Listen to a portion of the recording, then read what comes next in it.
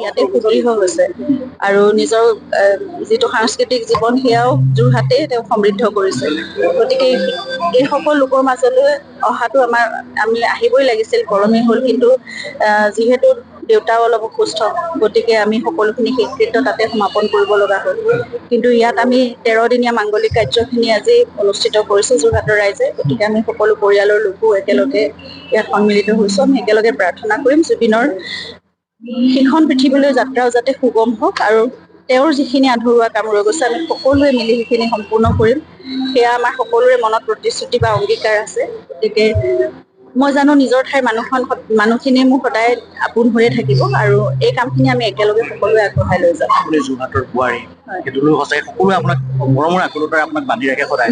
অকণমান যদি কোৱাত অসন্তুষ্ট আপুনি এই মুহূৰ্তত সেই যোৰহাটবাসীৰ ওচৰত কিবা ক'ব নেকি? মই প্ৰথমেই তেওঁলোকৰ ওচৰত ক্ষমা বিচাৰিছোঁ আৰু এইটো কথাই ক'ব বিচাৰিছোঁ যে আমি যদি জুবিনক ইয়ালৈ লৈ আহিব পাৰিলোহেঁতেন পোনে পোনে, তেতিয়াহ'লে আমাৰ কাৰণেও খুব সুখবৰ হ'লহেঁতেন। কিন্তু পৰিয়ালটো আমি এতিয়া আছোঁ গুৱাহাটীত, গতিকে দেউতা অসুস্থ, আৰু ওচৰতে আমি যাতে সহজে তেওঁৰ ওচৰলৈ গৈ পেলাই বন্তি এগছি জ্বলাব পাৰোঁ, মোৰ মনৰ কথাও খুলি ক'ব বিচাৰিম। এতিয়া তেওঁতো প্ৰতিটো ক্ষেত্ৰত মোক তেওঁৱে বাট দেখুৱাই নিব লাগিব। গতিকে মই সেই প্ৰাৰ্থনাটো ওচৰতে যাতে আমি পাওঁ সকলোৱে। আৰু দেউতাৰ কাৰণে বিশেষকে ইয়ালৈ অহাটো সম্ভৱেই নহয়। আজি আহিব খুব মন আছিল তেওঁৰ, কিন্তু তেওঁ আহিব নোৱাৰে। সেইকাৰণে আমি এইটো সিদ্ধান্ত ল'ব লগা হ'ল।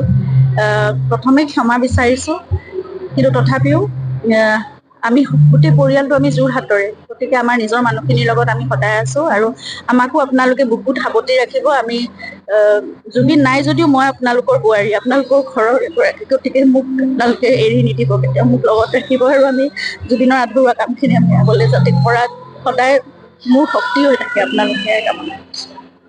অসমৰ ৰাইজৰ এটা বিশ্বাস কৰিছিল আচলতে জুবিনে মোক সেইটোৱে শিকাইছিল। জুবিনে মোক আৰম্ভণিৰ পৰা শিকাইছিল কাক মই বিশ্বাস কৰিব লাগে, কাক কেনেকে, তেওঁৰ লগত কোন থাকে।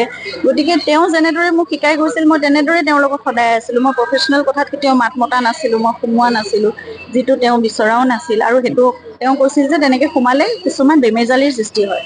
গতিকে মই তেওঁলোকৰ লগত সদায় আছিলোঁ, গৈছিলোঁ। মই জুবিনক নিজৰ পত্নী হিচাপেহে গৈছিলোঁ, তেওঁৰ কেয়াৰ ৰাখিবলৈ মই গৈছিলোঁ। তাৰ মাজতে দুই এটা কথা মই কিছু জানিছিলোঁ, বেলেগ কথা, কিন্তু মই বাকী অন্য প্ৰফেচনেল কথা একোৱেই নাজানো, এতিয়াও নাজানো।